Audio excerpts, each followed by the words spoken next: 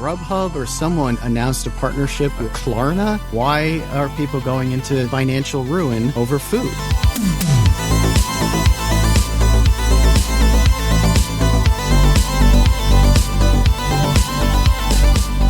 You can feed 6 people for $20 really easily. If you don't think so, you're wrong. You're completely wrong about this.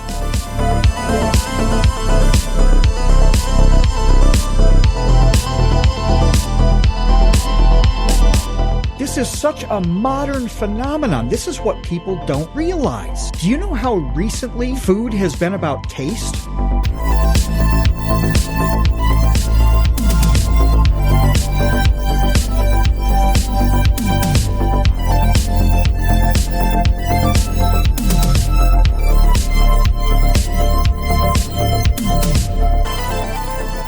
Unironically going to give the best financial advice that anybody listening to this will ever get.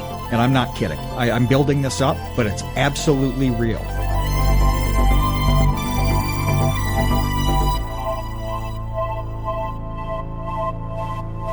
Hey, welcome to the Create Unknown, the home of Make Something Mean Something. I am Kevin Lieber, and with me, as always, is Matthew Tabor. I've got to apologize in advance because I'm not over caffeinated, but I'm close. I'm close. I've really peaked with energy and mental acuity and just all of this. But I've had some meetings today, some calls, and I realized I just drank caffeinated stuff through all of it. And right now I have the jet fuel stuff that I really like that's blue. Then there's a bottle of some kind of juice. Then there's a bottle of tea, and then there's actually brewed tea. I am completely surrounded by drink right now. I'm just warning you that it's about to get out of hand. Yeah. If I keep swilling, and I am. Well, I hope it does get out of hand because I want to discuss something that is very near and dear to you, something that we've kind of wanted to talk about for a long time. You know, you have many quirky passions in your life, Matt, that I don't think we've delved. You think so? Yeah, deeply enough into collecting. What's a quirky one? Well, your collections, your card collections, your book collections, your attending various auctions, which I have been dragged alongside you on a few occasions. Dragged, like you didn't love it. Yeah. Dragged. I did love it afterwards, simply because what we talked about. I think on the last podcast about my interest in human beings and, you know, the term people watching. I really like that term. People watching is something that is very, very good to do at an auction for many different reasons. It is. Yeah. And there are different types of people too, like people you don't normally get to watch. That's what I like, is that it's a certain kind of breed of people. I was, I keep encountering this term as I've been looking up things in Las Vegas that, is this still open? Is that closed? Whatever. That should be an episode. The absolute destruction of the Las Vegas buffet. We talk about COVID. Oh, the tragedies, the lives lost. No. We need to talk about how almost every buffet in the city of Las Vegas is shut down from COVID or post-COVID, drop. They're like 6 or 7 now. And I keep encountering this phrase where it's like, this is a great place for people watching. It's a long wait at this buffet. It's usually like 45 minutes in line, but the people watching is incredible. No, I don't want to do that. I don't want to watch those people, but I like watching auction people. Wait, what's wrong with watching buffet people? Well, no, it's just like people walking by in the casino. And it's the thing that I don't like there is that it's kind of the same type of person in a loop. There are only a handful of types. So the Matrix is just spitting out the same casino NPC, and it just gets boring. Yeah. There's like the girls on the bachelorette party who go by, and then there's like the old people who are squeezing every bit of Social Security into the slot machines walking by.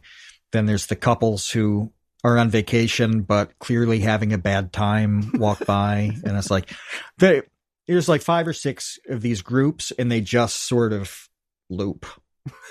Okay. Well, the auction people watching is not what I wanted to talk about. I want to talk about food. I want to talk about food because food is something that is deeply interesting to you for a variety of reasons. It's come up a lot to me when we've been watching. Well, I think you've watched more Caleb Hammer than I have, Financial Audit. I've been watching a lot more lately, really? too. I watched 2 of them last night. Yeah. I think I watched about 5 different episodes, and I felt like I get it. That was sort of my takeaway with watching it. I mean, you talk about being on a loop. I thought that was sort of where I was with Caleb Hammer's show, where I felt like, man, this is a serious loop. Because the patterns just repeat as far as how these people get into financial distress and debt.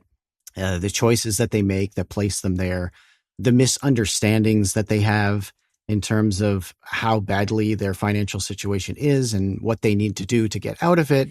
It's all very, very, very, very similar. And one of the things that comes up over and over and over again has to do with food. Mm-hmm. It's what these people are spending on a daily basis to eat. So there are a lot of questions here that I want to ask you and get your answers to, because we can just start with the most basic question, which is, what is food?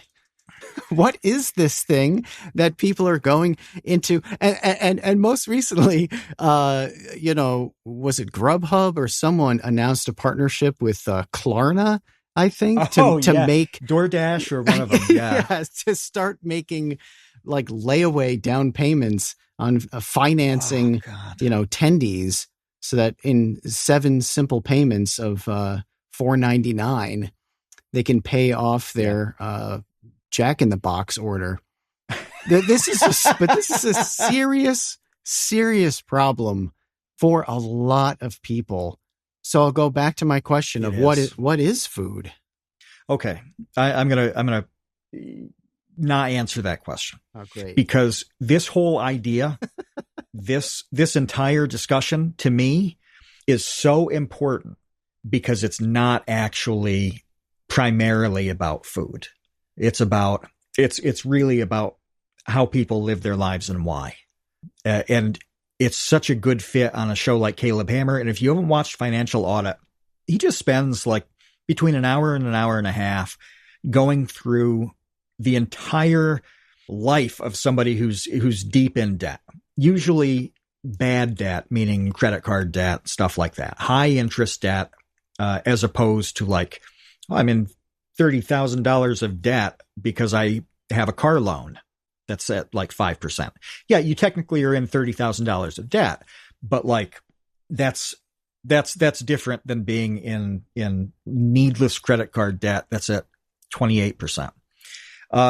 Anyway, he goes over their spending and food comes up. I mean, he looks at every single thing on a statement. It's like, you spent this much, he calls them sweet treats. That's the shorthand is, you spent $200 this week on sweet treats. And you'll see that they spend like $150 on groceries in a month, but they spend $900 a month on fast food, and it's a good fit on that show because it's indicative of how they're thinking about pretty much every aspect of their life. So that's why this matters. And that's why we're talking about food as opposed to, this isn't a goofy, like 2 middle-aged men talk about food on a quirky podcast. Like, no, this is serious business, even though it's about food. Well, I mean, so yeah, what is food? That's the question. What is food, and why are people going into financial ruin over food? What is it? Food is generally a psychological problem. That's my take. And you need food to survive and live. Okay. Anything beyond that, you start to change. It's different beyond that because of how you're living your life. If you identify a meal, Kevin, what's your favorite meal? actual meal, not like got home from, fifth grade and plugging in the NES, Mom, can you make me this meal? A real adult meal.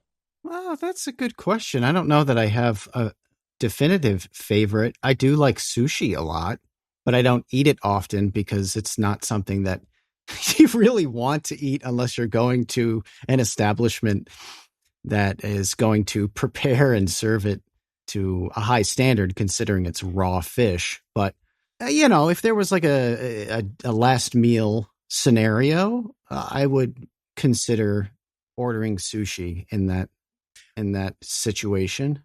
What's a meal you could eat for dinner for the rest of your life every night?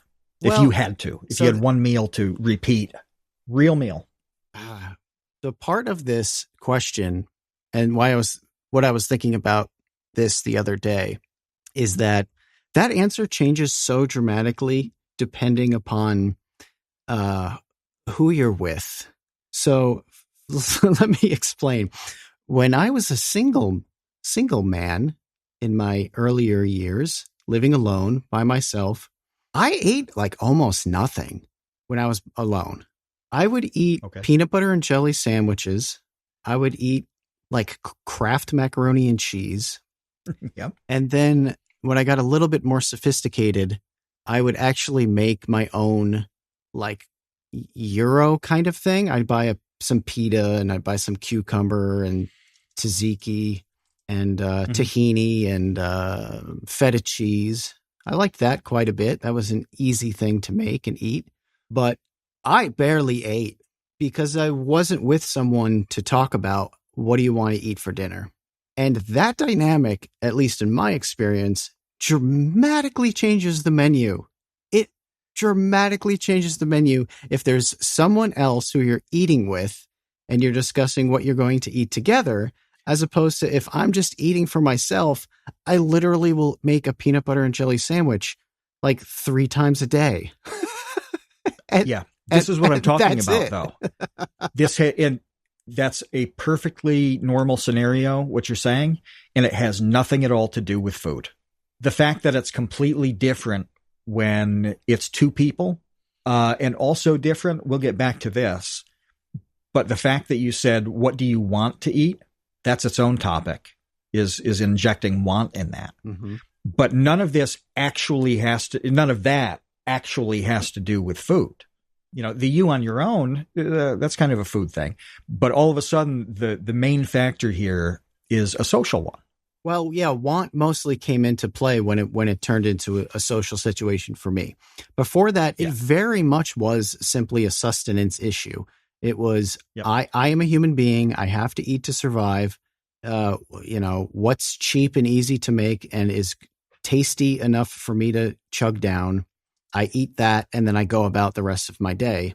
There were no scenarios in which it was like, ooh, I'm feeling Thai tonight. I'm going to get, and a lot of people do this by themselves. Yeah. I'm not one of them. I never, ever, it just wasn't a hobby of mine.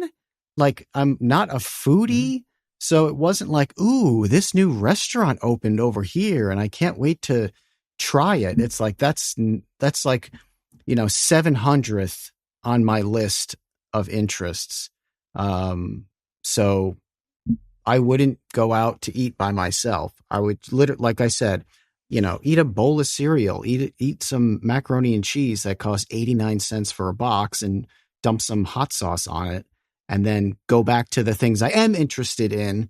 It's not the pleasure or the novelty of going to some brand new Indian restaurant. So when the question pops up, like, what is food? I'm pretty similar to you on that outlook.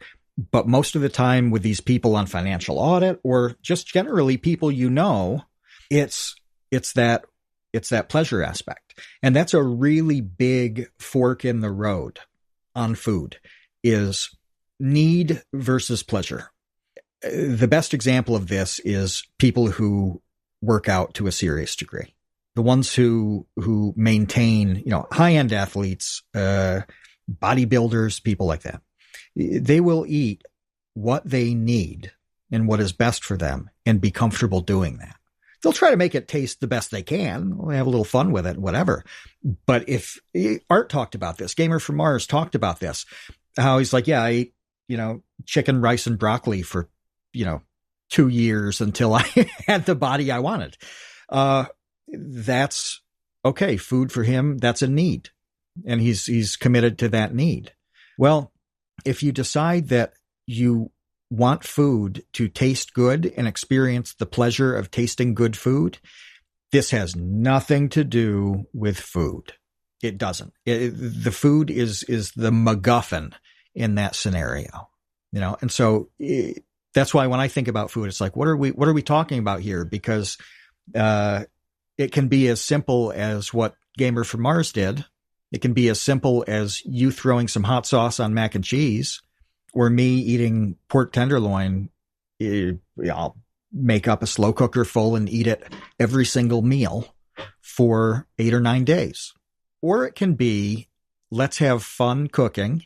Let's try different flavors. Let's try different cuisines, different restaurants. It can be, I don't want to, entitlement creeps in a great deal. I shouldn't have to cook. I don't want to learn to cook. I can get away with door dashing my life. That's another thing where that's not actually about the food. So when it's very uncommon, in my opinion, that the way somebody lives their life and their attitude toward most things, there's always a strong correlation between how they view food and how they go about eating. It's not a perfect thing, but generally, yeah. Oh, Gamer from Mars, who has built a successful brand in business and done amazing for himself and other creators in the space. Oh, isn't it strange that disciplined, motivated man also has no trouble eating chicken and broccoli until he's absolutely ripped? Right. So I look to food. When I evaluate. No, it's not that I'm going around evaluating people all the time, but I think about, I notice when people talk about food, and it tends to track with everything that's really important. Well, one of the things that I have noticed on Caleb Hammer that comes up is when he confronts them about why are you doing this? Why are you spending $23 on lunch every single day? The answer isn't complicated for the $23 a day lunch person. It's because this is what I like. It's because I have to eat. So they always say that. Well, I have to eat. Yes. As if there's no other option. Well, yes. This is the point. Well, I have to eat. It's like in the Trailer Park Boys, Randy eating cheeseburgers and him saying, man's got to eat. Yeah. So, well, I have to eat. But that's the extent, I think, in many ways of how deeply that they've thought about this, because it's just, well, I have to eat. And then it's and this is what I like to eat. Okay. It's those two things that come to mind for the people who really haven't spent a whole lot of time evaluating why they're making those choices, why they're eating those things, and why they're comfortable spending 10 times as much money to buy this salad from this specialty grass-fed vegan superfood $23 salad place, rather than buying the ingredients at home, making the salad at home, bringing it into lunch to work for lunch, which will cost them a fraction of that, these people are not buying salads. Let's be clear that most of the time on Financial Audit, they're not doing awesome salads. This was one girl who, this is what she did. This is why I'm referencing that. An episode that I watched, she was buying a $20 salad for lunch every day because that's what she liked, and it's healthy, and that's why she was spending that amount of money. The other thing with this, hold on, because these are really important things, is I have to eat. This is what I like. And then the last part of it, I think, comes into play, which is it's just $20. I have $20, so when you're thinking only in short-term measurements. And that one moment, your whole life is just whatever moment that you're in, rather than it being a continuation of moments that add up over time. Then $20 is nothing. I got $20. And the calculus of, okay, well, $20 a day on this salad is $100 a week if you're eating this just 5 days a week while you're at work. And now you're talking about $400 a month just on your lunch salad. And all of a sudden, after a year, your credit card is just bursting at the seams with salad debt because you didn't actually have all of that money. But the problem, so those are like the three problems that I see with how people get to that point. And the reason that they get to that point and the reason that they're flustered when confronted with this is it has to only be because they haven't thought about it beyond those three steps. I have to eat. This is what I like. And, it's $20. So what? It gets worse. It's everything you just said and so much worse. Okay. And I'll explain this. Those people don't care about the debt implications. They don't think that like it's $20 and it's going on a credit card. This $20 salad could have been $4 if I'd bought the ingredients and meal prepped for the week and whatever. But it gets worse. I want to lay this out. What bothers me the most regarding food on the shows is when someone has children. Okay. And this is why. I'll adjust this. Let's say that if we have any 25-year-olds, we don't have a lot of them in the chat right now. Everybody is like 4 to 5 years old, it looks like. But $20, you're 25 years old. Or let's say $20 and you've got kids. That's not $20. It is not $20. It's $20 right now, even if you put it on a credit card, whatever. If you say, well, I'm 25, I want to retire at 65. How much, Kevin, what's your estimate on what that $20 will be when you're 65? 40 years. I don't know.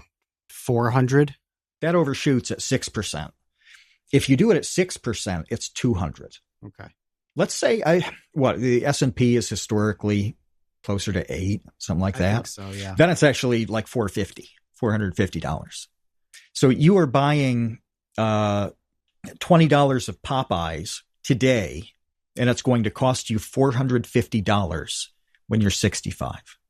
And if you have kids, that's part of the estate they don't have because you wanted to eat Popeyes like an idiot.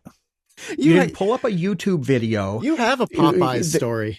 Didn't you want to try Popeyes recently? It ended up costing like $50. Yeah, I had to get my iPhone in Albany before I was flying to Armenia, and I had to pick it up instead of having it shipped. I saw Popeyes. I'm like, oh, we've never been to Popeyes. Let's go. Yeah, it was like $48. And oh God, I can't think who I was talking to recently. But it's so much more expensive elsewhere. It's just abysmal. Oh, my nephew, he lives in Brooklyn, and he was telling me about how much it costs to go to Five Guys there. And yeah, just Boss Reds. I miss my Brooklyn Popeyes with the bulletproof glass. I'm sure his has it as well. But yeah, it's crazy. You can type in best fried chicken at home or something and come up with hundreds of videos that step by step have you making like equivalent, if not better, chicken than anything you can buy. So that's possible in a way it wasn't 20 years ago. But none of these people think this immediate gratification dumb thing I'm doing right now means that this person or, me in my own life, I'm missing out on $400 or $500 when it matters. Congratulations. You choked down your Popeyes and it has boned your children out of $500 in the future. Good job. Well, my point is they're not even thinking about it a month from now, let alone 40 years later. Like that's right. A completely different thing and so much more in the future. It is, but this is what I'm saying. It's not about food at that point. In this one, it's about the absence of thinking about the consequences, period. Whether it's on that credit card, it's going to be coming out of their paycheck to pay the statement, or they can't and it accrues interest, all the way to, I use that example because it's like the ultimate end game. You retiring and like having, stuff for your kids and this and that. But yeah, even 10 years in, you've got 8-year-olds. Well, okay, your $20 sweet treat is like $45 that $50 that your kid's not going to have to go to college, or literally anything useful to you and your family and the people you care about. So to me, when you do the fast food thing, it's not about food, it's about who do you care about and why? What do you care about? And that can be your body, and it can be people, and it can be a situation like something like a family. So the food, what do you get on the menu? Who cares? That's just a fun discussion. Well, but the issue to me is, I think the other thing that's so weird to me about food, and I have a tendency to create pretty awkward moments sometimes in my family. Because okay. Yeah, well, I don't know if you've noticed, but I tend to think about things sort of differently than your average Joe. And most of the times I am pretty conscientious of keeping that to myself. Every now and then a comment leaks out that later I not regret, but I'm like, well, I guess I didn't really have to say that. But one of them has to do with food. So I have long thought it was very strange that how like nonchalantly we as human beings will spend like hundreds of dollars on a meal, going out to a restaurant, say there's, you have a family of 5, family of 6, and you all go out to a restaurant. I mean, even fast food now, a family of 6 is spending $100. I mean, you 100. Two people spend $50 at Popeyes. A family of 6 at Popeyes is $200. $20 a person is fair, I think. Yeah. And then you've got tax, and if it's a place that is a decent restaurant, you've got the tip on top of that. Yeah. So you go to a decent restaurant and it's hundreds of dollars. Okay. Let's say it's $250 for a meal, which, going back to, and this is like very clinical and overly reductive and cynical, which are things that I'm guilty of at times. But at the end of the day, it's future poop is what you're spending money on. It's like, this is just going to be poop. So we just spent, and it's more than that, because there's the camaraderie and there's the togetherness. Camaraderie of pooping? No, not the camaraderie. Yeah, it's like the SNL skit that back in the day where they had the toilets, like the couple's toilet. Yeah. So didn't Adele have, was it Adele who had the 2 side-by-side toilets? Oh, I don't know. Did you see this? Yeah, I'm pretty sure that she and her husband used them. Adele side-by-side toilets. Oh, no, Meghan Trainor. Ugh. Oh, double toilets. Oh, yeah. There's a YouTube video about this. I don't like this. I guess Jimmy Fallon had it. This is real? Yeah, the thumbnail. No, it's not a joke. No, that's how I knew that there was like blonde singer who had double toilets with her husband. No, I do not care for this at all. I have a very funny, quick story where I knew a girl once who told me that she was at the point in her relationship with her boyfriend where she was, where they were crapping with the door open, like in their apartment. Okay. Like this was her sort of explanation for, I guess, how comfortable they were as a couple. Okay. And then she cheated on him and they broke up like a month later. I always just thought that was funny. It's like, yeah, we're so comfortable with crapping with the door open. And anyway, yeah, I just nuked this relationship. So, and I think so the cheating, I'm imagining, and this is how I hear your story, and then I'm just going to make up a different ending in my head. The cheating wasn't romantic. It wasn't sexual, whatever. No, she started crapping with somebody else. Oh God. That was the act of cheating and she has to go back and tell this guy that's like, he's like, oh, you've been sleeping with, well, actually, no, I've been crapping with the door open and with Billy, the bartender down the street. With Billy, yeah. Does he hand you the toilet paper like I do? Anyway. So let me wrap up my point, which is that without batting an eye, everyone, and like I was trying to qualify it, like sharing a meal is pretty much like the most fundamental communal activity for human beings. So it's so much more important than my ridiculous description of future poop. But that is what it is that everyone's eating so that they can survive, so that they can poop it out later. And there's no question of whether it's worth the $250 to anyone at that table. Yeah. It's like, yes, this is what it costs. We're together and we'll pay it. No problem. Meanwhile, the same people will complain about having to get new like eyeglasses that cost $300. Right. And it's like, well, you had no problem spending $300 on future poop, but now like to be able to see clearly, it's a problem. Mm-hmm. I just think in general, we have really weird and warped and twisted perceptions on the value of money in general. And then in particularly like a really odd relationship specifically with food. I agree with that. Yeah. And Jen actually in the chat, hit this aspect a little bit higher up, scrolling up. Said it's almost like people don't understand basic economic concepts like opportunity costs and trade-offs. And number one, they don't well enough. They don't understand well enough. Most people don't. They don't consider these things. But they really don't when it comes to food. You're totally right about noticing that. And I don't know why that's the case. I think that there is this like, well, I got to eat mentality.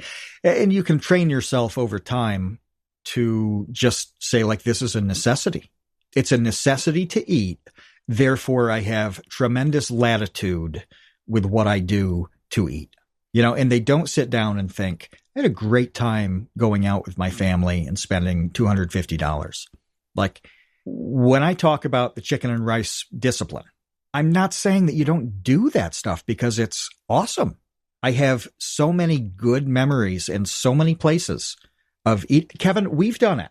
Like you were just talking about the steak for two that I ate on the cruise 8 years ago. Yeah. Have we told the story on this podcast?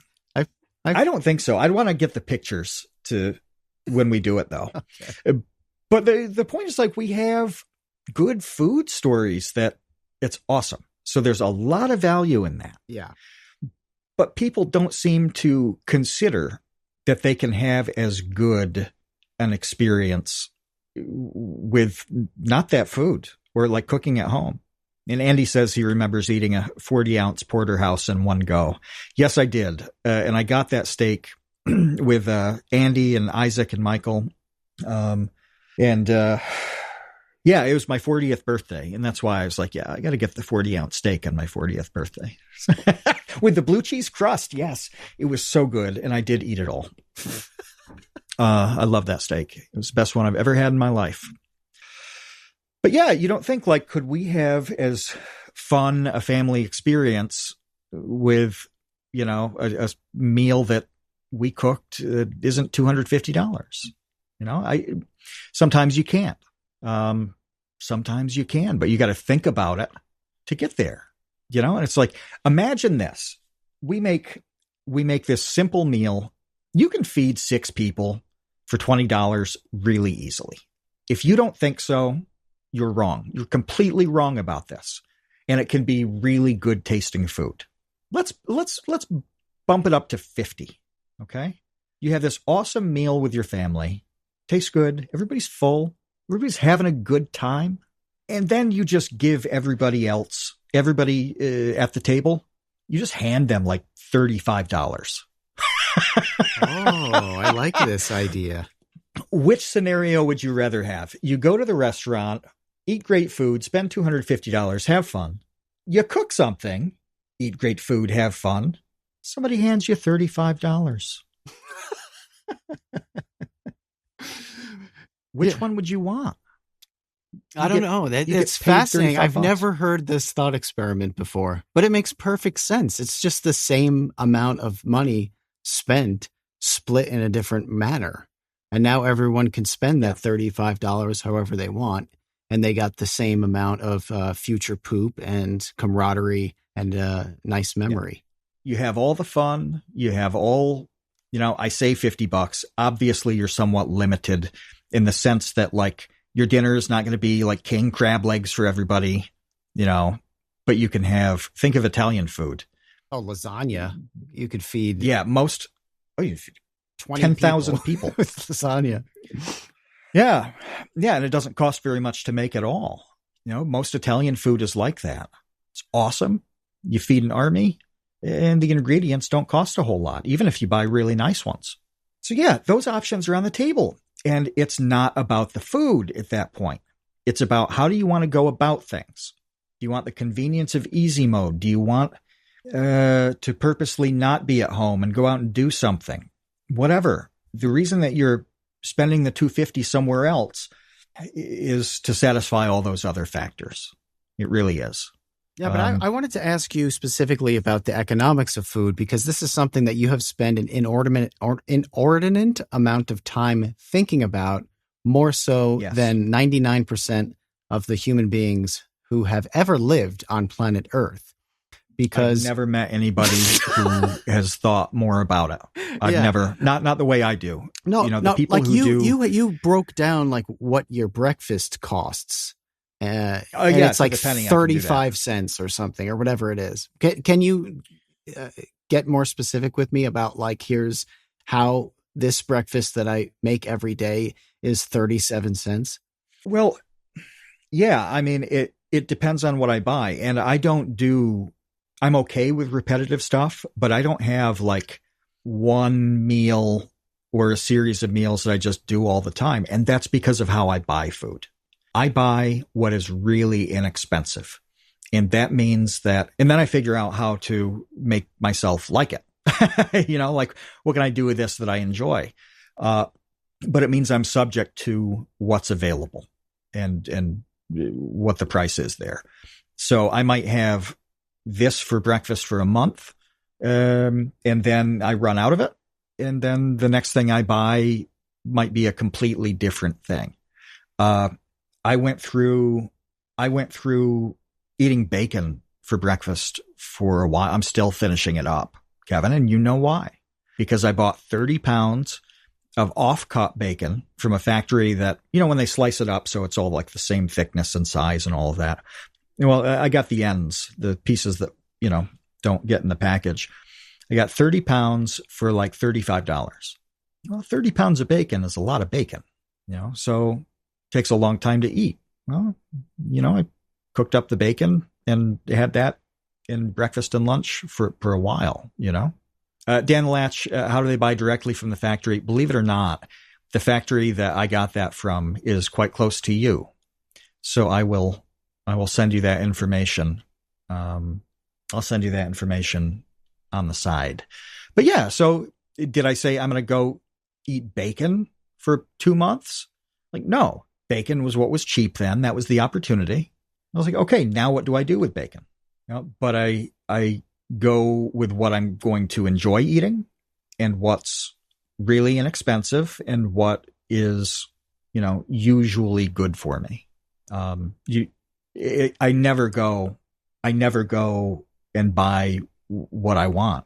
I don't think about it like that, because the alternatives are so important to me. The stuff Jen mentions, us talking about what that money is. I remember mentioning literally 200 episodes ago, pricing things out in pork tenderloin. Okay. And that's a very useful metric that, something, let's say it's $150. Would I rather have this thing at $150, or would I rather have literally 100 pounds of pork tenderloin? And when you think of it that way, you're like, damn, that's like 6 months of dinner. Yeah, it's such a funny way of thinking about it, though. Everybody's got their pork tenderloin in life, and maybe it can be something simple like, would I rather go to McDonald's twice or buy a video game? Like, okay, I'm going to get more out of the video game. Like, there, you make your choice and you feel good about it. One more time. This is a food thing that's really not a food thing. It's how do you want to spend your money? How do you want to spend your time? And it just happens to be through the food that I acquire and cook. I like food that is, I'll tell you, I went to a food auction, and I know I've told you off the podcast, Kevin, about this one. It got to the point where they were selling boxes of pork rinds, 60 bags. It was $3 for the box of 60. I'm not that much of a pork rind guy, but it's 0 carb. It's actually pretty good if you stick to a keto-ish diet. Pork rinds are a really good fit. Well, then I took cheese powder and mixed it in with plain Greek yogurt, and I've been dipping pork rinds into cheese sauce. I get a lot of protein. I get a lot of fat. It's incredibly cheap. 5 cents a bag on the pork rinds, and I get high protein Greek yogurt. That's decent for me. And it works out to, probably 40 cents a serving. And I get to eat pork rinds and cheese dip. Yeah. I figured it out, but I didn't get in the car to go to that auction being like, oh, I hope they've got pork rinds today. Like, oh, I'm a man of the rind today. Yeah. Well, when you told me you'd bought that many pork rinds, I was immediately disgusted. It just sounded like horrendous. But there's this meme about avocado toast. And this is really kind of what we're talking about. Is like we're sort of beating around the avocado toast bush in many ways. Yep. And I understand sort of both sides of the avocado toast argument. But I will say that I think I personally land on the side that's saying you're an idiot for spending $18 on avocado toast. Well, unless that's 100% worth it to you and you have no regrets and you have no financial struggles, that are compounded by the avocado toast, that's perfectly fine. Or you're perfectly happy with your $30,000 at 30% interest debt because life's not worth living unless you get your sweet treat every day. But holy cow, you've got a life problem. It's freaking expensive to go to Starbucks every day and buy that $8 drink. Yeah. $250 a month on that drink. On a drink. Yeah. On a sugary drink. That's your treat for the day after work or whatever. You're talking about $250 a month. This is such a modern phenomenon. This is what people don't realize. Do you know how recently food has been about taste? Think about this. The last 30 years, maybe? 40? Yeah, let's double it. Let's say not our parents' generation, that's for sure. Absolutely not. No. They were eating they got the government the meat. Beginning. The government meat. Well, one of the meals that I did not like as a kid was shit on a shingle. And you probably never had that, Kevin, did you? I did not. No, I never had that. Shit on a shingle is chipped beef in a cream sauce poured on toast. And a lot of people love it. My parents loved it. It's associated usually with the Navy because it's one of those meals that was really super easy to prepare for hundreds of men at a time. But chipped beef on toast is, you'll occasionally see it on like a diner menu, but everybody just calls it shit on a shingle. We had that more often than I'd like. And I just did not like the taste of that at all as a child. Maybe I'd like it more now, but probably not. But yeah, it was like, what do we have? What's affordable? What's nutritious? Then we make it taste good. We never had food that we had to like choke down for the sake of it. Like, it wasn't, I hate eating fish, but here's a plate full of fish because it's cheap. No, we put some taste in. But still, it wasn't possible to focus on what do I want to taste until a few generations ago. You ate what you had. You ate what was good for you. You ate what you needed because that's what was available. It was very hard. You had to work very hard to focus on taste. Things like the classic, grandma's apple pie, whatever. This was the treat because maybe on a Sunday meal, you'd get that thing, or at a holiday, you'd get that thing. But that was the only time where the focus was on taste. And now you go through the grocery store and it is 98% focus on taste and 2% on how much does it cost. Well, yeah, which cinnamon toast crunch flavored That's goodie right. do I want to shovel down my gullet? I will say real quick, I did have a variation of that because we did eat chipped beef on toast, but it was a brown gravy. It wasn't a white gravy. Yeah, this was white. And it was good. I actually liked that. But this, yeah some people love it. So even a downstater like me on Long Island, we were eating like meat on toast with gravy for dinner. Yeah, right. There's a big mental shift between what do I want to taste and what should I eat for both my health and my wallet, where the wallet factors in all of those trade-offs and opportunity costs and future costs. That's food to me. The food to me is the divide between those two things. And I don't choke down anything. I am happier with what I eat than anybody I know. It has taken a fair bit of work over the years to learn how to make good food. But it's awesome. I mean, I don't go out to eat ever, unless I have to. I went out on Saturday because it was a family thing. But I don't just pick up anything or go out to eat because I make better food than I can buy here. Occasionally, like twice a year, maybe, I will get something that I can't make it the same way at home.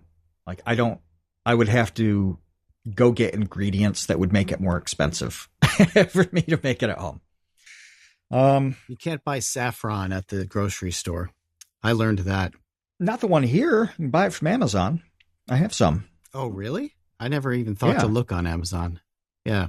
Oh, yeah. Yeah, I went to a grocery store once and asked them for saffron, and they basically laughed in my face. Bad Spoon. I've got says older generations didn't believe in seasonings. They absolutely did. And especially the rural ones, they grew the seasoning. It was stuff from the herbs from the garden went in the meals. There's that breakdown with white people don't season their food meme a couple months ago. If you guys remember this. And one of the chefs explained, well, I don't put seasoning on like out of a bottle because the ingredients I'm using in the dish are just not dried up versions of that. I don't have to put onion powder in a thing when I'm putting actual onions in. It's right, yeah. So seasoning really in the chef case tends to refer to salt. That's the seasoning because the flavor is coming from the ingredients, not an additive. Yeah, it's not like restaurants have huge bottles of Mrs. Dash that they're dumping on the food that they're making. It doesn't. They use things like garlic and onions, right? And those herbs that you're talking about, usually for finishing reasons. Cilantro. I don't know. Yeah. That's what you use to make fresh food. My mom told a story recently that when she was a kid, her family went out to eat once a year. And it was an event. It was an event. It was like a huge thing. Like, oh my gosh, we're going out to eat. Wow, this is amazing. Yeah. It's like was the Super Bowl of food. It wasn't once a year for me, but like it was an event. I was thinking about this just the other day. It's too bad Boss Threads had to leave. Oh, no. You got rid of the hippie. It was a one-liner. It wasn't leaving. I so distinctly remember going to a restaurant that does not exist now called the Pepper Mill. And that was one of those events, was going to eat at the Pepper Mill. When this is quite nearly 40 years ago now. But I remember those restaurants that don't exist and going out to eat at them because it was fairly rare. But you don't do it all the time. And so I see these people on Financial Audit where they're eating out for lunch every single day, which is like $20 now.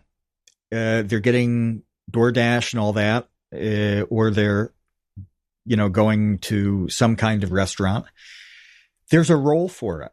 Like, I want restaurants to stay in business and do what they do and be awesome. But that's a different thing than it just being the thing that you depend on out of convenience and in self-pleasure. It's the onanism of nutrition.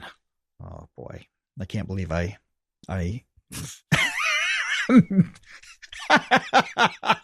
I can't tell if I respect myself or hate myself for putting it that way. But yeah, that's a mindset thing.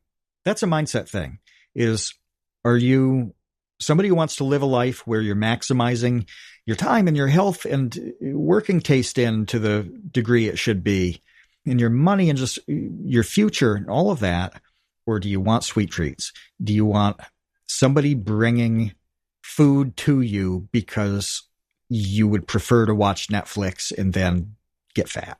Well, the reason I think this is so fascinating, well, a couple of reasons. One is that, like, yes, you do need to eat. Everybody needs to eat. So everyone is involved in this discussion. But then the other part that I find really interesting is that it drives people insane to question this. Like, there is a tremendous amount of pushback and self-defensiveness that occurs when you say, like, when someone is complaining to you about how they have no money, for instance, okay? And I've had people in my life where I've had discussions with, I'm broke and I can't afford XYZ and, I need to make more money or whatever it is. And, my first response is to think of like, okay, well, then what are you spending your money on right now? Like, why are you broke? Where is the money going? Because when it comes to personal finances, it is a really simple equation. Here's the equation.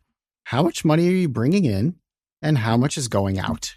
That's it. Yep. What's coming in, what's going out. And then you can get more granular from there and identify things, which is the whole point of Caleb Hammer's show, is say, okay, do you need this money to go out here? Do you need this money to go out there? Could you, make some tweaks here and then all of a sudden free up $300 a month all of a sudden that you need in case of an emergency for your car or for some sort of maintenance or to afford a gym membership, whatever it is.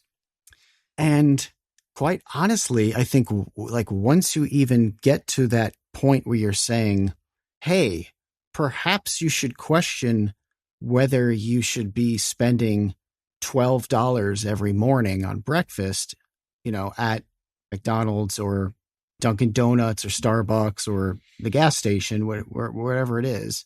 It's like alarm bells go off and the sirens are flashing.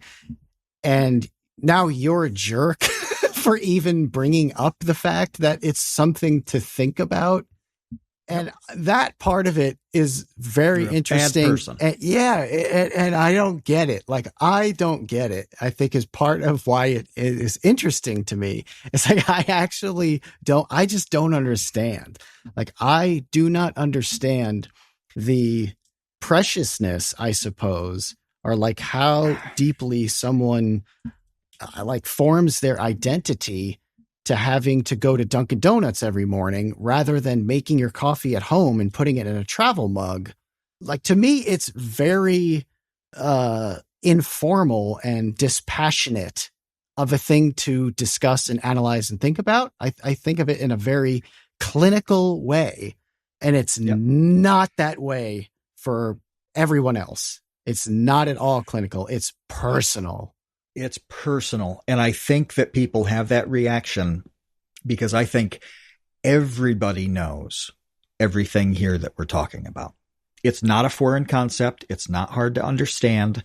They know, and in an instant, they make all of these connections and thoughts and everything when they hear that question or when it's posed to them that, like, hey, food is a thing.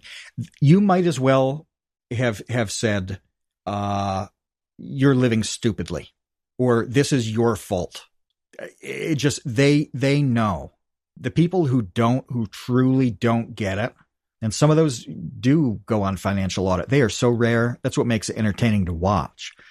But pretty much every normal person knows that they don't have to do this, and they're choosing to at some kind of cost, whether it's financial, it's health, it's whatever. They know, and you don't have to tell them. So the moment you even broach that subject, it is just like you're calling them out. You're straight calling them out, and they're defensive about what they would say. And they know that they can't give a really good answer. They would have to say that I value what I get out of that morning Starbucks. That means more to me than any of the alternatives. And if so, that's totally valid. They're maximizing, what they can. But they would have to verbalize it. You have to make that official.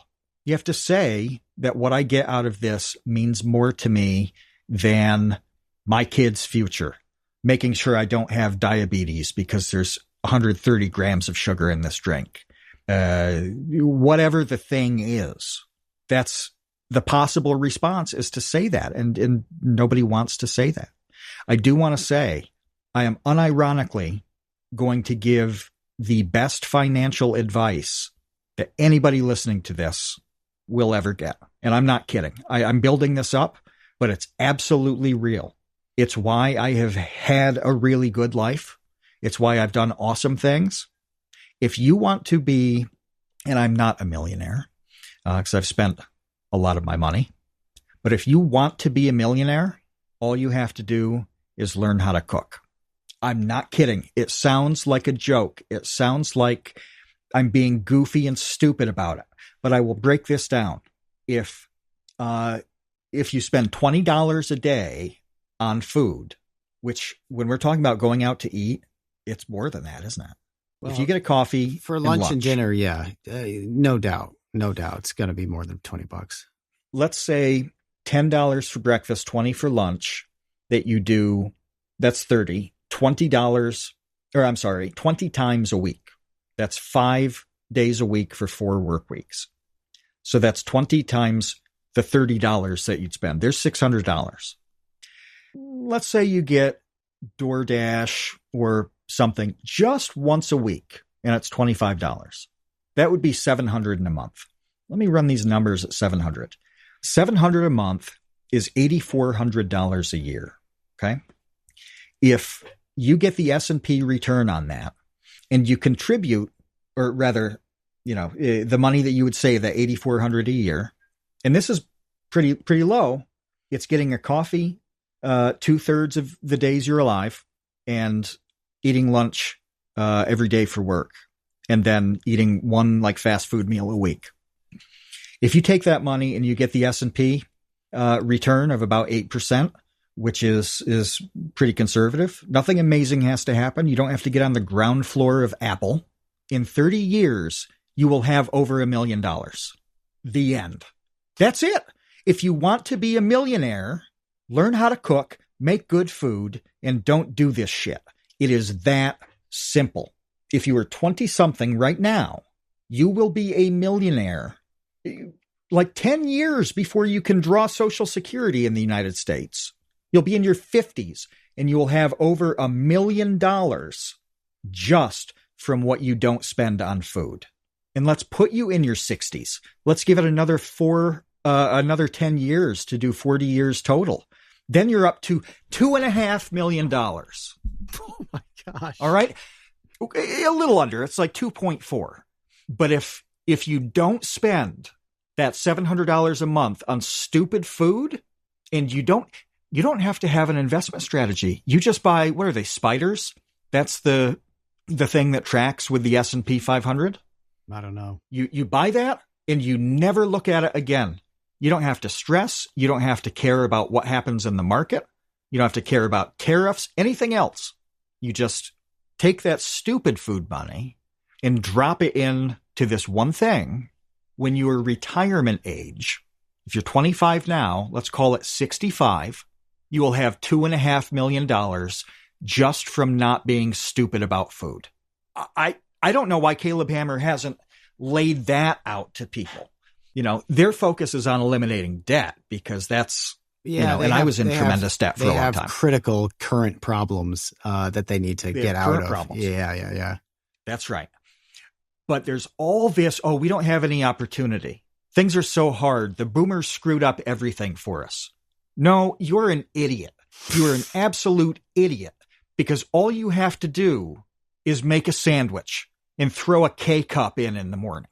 The boomers have built a world where all you have to do is exercise the slightest bit of human discipline, which, by the way, almost always happens to be optimal health-wise for you. You'll avoid all the difficulties that happen, and we are going to get a horrible, horrible wave of health complications here in about 20 years when the DoorDash generation starts to hit my age. So you exercise the slightest bit of discipline. Like Jen said, it's quick. It's not hard to make food taste amazing. I wish Ben were here, producer Ben. Ben was doing some work here at my house when he was a lad. And so, yeah, I'll cook you a meal as you do this work. Take a break and have lunch. What do you want? I said, it would be good. I've got some chicken. What do you want? And we got to him wanting to have like a Montreal steak seasoning flavored chicken.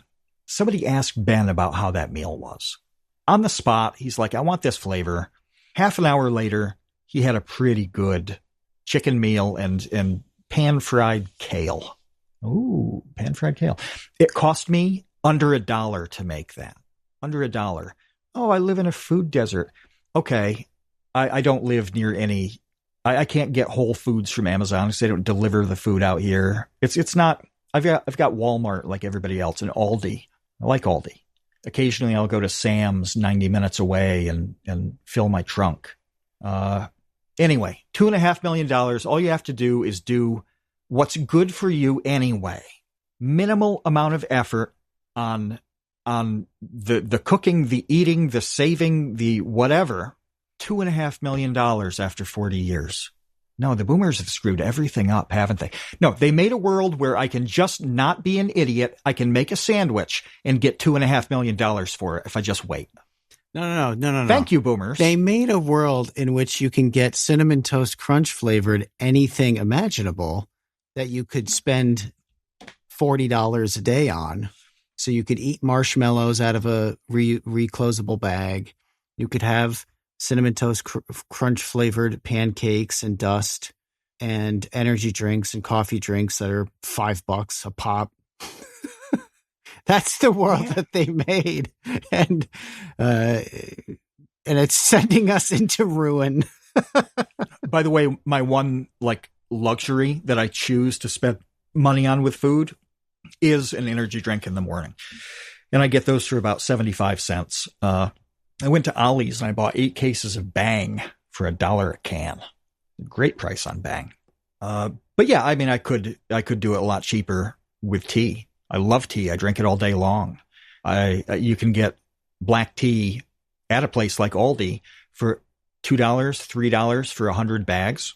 Yeah, I could totally have a 5-cent wake up in the morning. But I choose to, and I am still drinking Dragon's Treasure tea.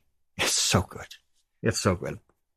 I haven't had a bad flavor with it. The thing that you mentioned earlier that is worth bringing up again is just how crazy it is in terms of the access to being able to make good food with YouTube. Because, it's not like we're living in an era in which everyone owns the Betty Crocker cookbook and makes the same garbage meatloaf that's in the Betty Crocker cookbook. Wasn't that the book that was like a red checkered cover? Do you know what I'm talking about? Like everyone had red this, and white. It was like the one red and cookbook. White, like plaid lattice. Yes. So that actually is the Fannie Farmer. It should be, it's the second best-selling book of all time. Did you know that? Fannie Farmer? It's not Betty Crocker? The Fannie Farmer cookbook. Oh, okay. The gingham cover. Gingham is the pattern, Jen says. But yeah, that red and white one, everybody had that. And yeah, it's the number 2. Fannie Farmer is the number 2 selling book of all time behind the Bible. Wow. Yeah. So so everyone had that, and they made like the same 24 recipes out of it. But now you could watch a YouTube channel that's dedicated to nothing but perfecting like gourmet Korean food. That is a video. So you see what they're doing. You're not just reading a recipe out of a book, and you can follow along and do the thing step by step, scrub backwards if you missed a step, whatever. Oh, yeah. Like the level of detail and variety on this is just mind-boggling. It is. It's a miracle. It's never been easier. The access is tremendous, and it's free. It's free. Absolutely free. Yeah. Not only is it free, but the people who are providing it desperately want you to see it all. They're getting paid. Yeah. Yeah. It's amazing. It costs you nothing. I pulled up my grocery list from 2 weeks ago, and I'm going to put it on the camera. And then read it. This is it. Is it in focus or not? Is it in focus? I see eggs. Well, it says eggs, yogurt, broccoli, almond milk. That's it. That's all I needed because I bought chicken in bulk and pork tenderloin in bulk. And, I'm kind of running through those. I don't need anything else. And it tastes incredible. Not just a short list of recipes. No, I've been a lot of places, and I like a lot of food from those places. I make Indian food with decent frequency, Middle Eastern food. Think about how AI will allow you to type in what's in your refrigerator. Say, I have these 7 things in my refrigerator. What can I make? And then AI could spit out a list of fantastic things you can make with it. Then you choose one, and then it gives you a beat by beat recipe for it. Yeah. So it's about to get a lot easier, is my point. This cooking. That's right. We're nearing the only responsibility you will have is chewing the food. Everything else will be done, but it's inexpensive. It's only occasionally, like if you want a certain cut of beef, or, you mentioned saffron.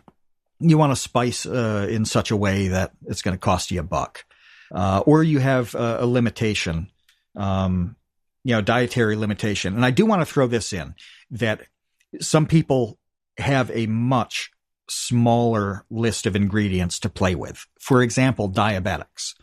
And I eat on a diabetic diet, not because I need to, but because my mom had diabetes. And when she was diagnosed with that, I was living there at the time, and it was okay. You're going to have to adjust on food. I will do that with you.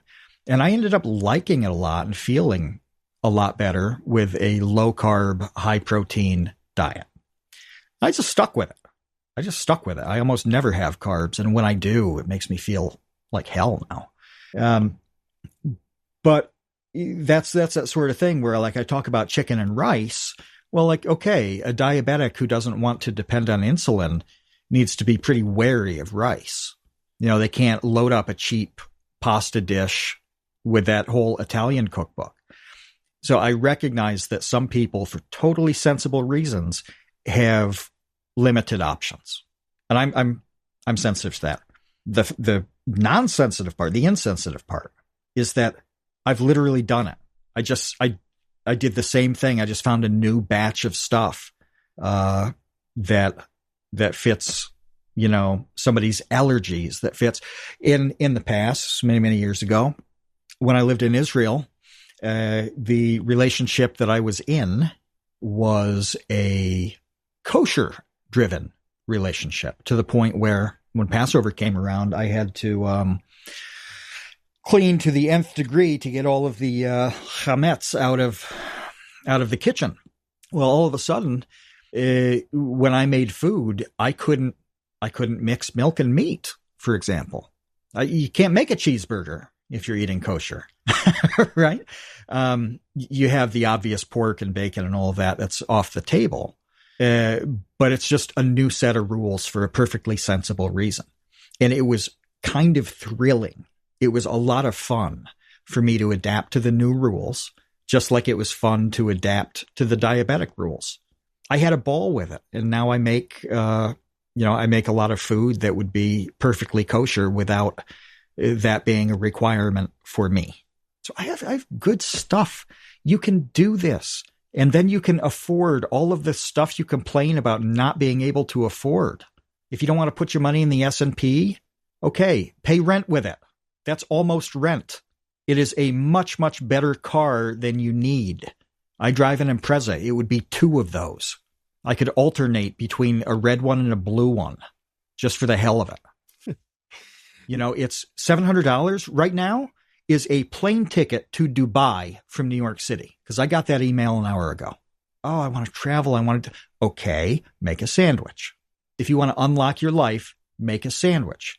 You want a crazy gaming rig? Make a sandwich for 2 months, 3 months. If you want a good editing machine, make a sandwich for 3 months. So the whole thing with food, just this is bringing it back, Kevin. The whole thing with food is that it almost never has anything to do with food. It's how you navigate the world. It's how you live your own life. That's what it comes down to. And it just happens to be through food, the same way that my thoughts just happen to be through the English language. I was not born to speak English. Through circumstance, I communicate that way. But it has nothing to do with English. It's stuff happening in my head. Well, this has nothing to do with food. This is how you go about your life. It's also stuff happening in your head. It is. I forgot to mention that I got, this is an aside, I got the Handyman Quincy manga that we talked about last week by our listener, Stephen Lappin. It's awesome. It's really great. The artwork is fantastic. So I just wanted to shout that out again to support him and to support one of our listeners. You can get Handyman Quincy over at Starfruit Books. Starfruit. It's all coming back to food. Oh, it's everywhere. You can't even read manga without entering the world of food. So I want to leave on a couple of things. One is make a sandwich. The other is food is future poop. Okay. So those are 2 things that I hope that, we've established here on this podcast that maybe other people haven't contextualized for you before. Yeah. I mean, if somebody wants to put it on a bumper sticker, we're talking about making food work for you instead of you being a slave to food. And the lack of control that, Kevin, you and I have talked about this in a lot of other arenas, where it comes down to, is someone in control of themselves? That's what it comes down to. And are you in total control of yourself regarding what you eat? The answer is probably no. And if it's no, you really need to understand why it's no and whether you want to do anything about it. Truly, if you love food and restaurants and all that stuff, you love DoorDash, then if you want to make that your personality, you have every right to do that. But the main question here is, are you in control of yourself regarding food? That's it. Are you? No. As we've recorded this podcast, I was downing pork rinds the entire time, dipped in cheese powdered Greek yogurt. I really would like to try that, actually. It sounds really good. It's amazing. If you like that, like cheese out of a can taste. Oh yeah, sure. Who doesn't? Yeah. Fake cheese taste is awesome. It's in some ways when I see like the real cheese, moniker stamp on a bag, I'm like, that doesn't do anything for me. Who in the history of the world has made a decision to buy or not buy Cheetos dependent upon whether it said made with real cheese? Has that ever happened once? Is someone like, whoa, pal, not happening? Excuse me. I wonder if it has to do with like FDA classification in some way. Or because that I would believe. Yeah. You know, if there's some regulation, official reason. Yeah, it's got to be made with, cheese declaration. Like made with real milk. Yeah. Yeah, as opposed to what? I don't know. I don't know. Well, anyway, I hope you guys understand why we, and particularly I, am very passionate about food, because it is truly, truly, truly not about food at all. And we will do this same episode regarding school at a point at which, higher education, at a point at which I don't have to care about my work or reputation anymore ever. But it's really similar. It's very similar there. That's can I say one more thing? Yes. Can I say one more thing? Yeah. We didn't even get into the fact that people don't admit that when they go into the grocery store, they don't actually have to buy the things they see. Like, that sounds stupid, but it's like you don't have to go down the cookie aisle. You don't have to buy chips just because they're there. All this stuff that tastes good, you don't actually have to buy it. You never do. Save it, because I have a whole different rant about that. So I think that we can talk about that, like food part 2.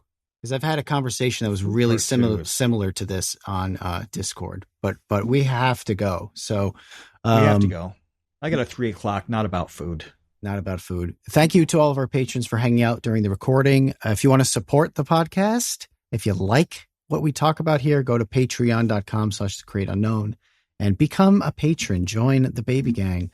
We'll be back next week. Until then, we will see you, Space Cowboys. Thanks for listening to The Create Unknown. We make this show with the support of our patrons. 100% of that goes directly to keeping episodes going every week. And the recent support has been amazing. Sid Poke, NRM, Venture Addicts, Weezer Good, you all really do make this show happen. Thank you to the Tots and the Dumpster crew, old and new, who save tiny little lives every month. And thank you to our grizzled, battle-hardened child infantry. Clemente de los Santos, Dan the Latch, Demetrius Andrews, Erica, Ferrycoon, Jen Mafasanti, Kevin Menard, Mikhail Steinke, Monahim, Natsu, Penny Piddler, Ryan Steer, Ryan Kinder, Samuel Manser, Sean S., Sean Malone, and Tom Videover. And a tremendous shout-out to our elite baby gang commanders. Atrocious Scuff, Kat, Dojangles, Graham Robertson, James Gallagher, Jeff Davis, Orange Vanilla Coke, Patrick Pister, TCU's personal pilot, Andy, Ryan Carroll, Baseweight Vinthos, Yeetus Deletus, Jonas Walter, Nathan Robinson, and of course, Trev's dad. You are the elite. Thank you as well to our indentured servants, producer, editor Ben Webster, Minecraft mogul Laterman, Discord kitten wrangler Conrad, and producer emeritus Dan Yoshua. Thanks to Baseweight for use of Created in the Unknown for the opening theme. Thanks to Electro Voice for giving us mics to sound good on top of it, and thanks to Main Gear for powering all our PC endeavors. The Create Unknown is an Unknown Media production in partnership with Studio 71.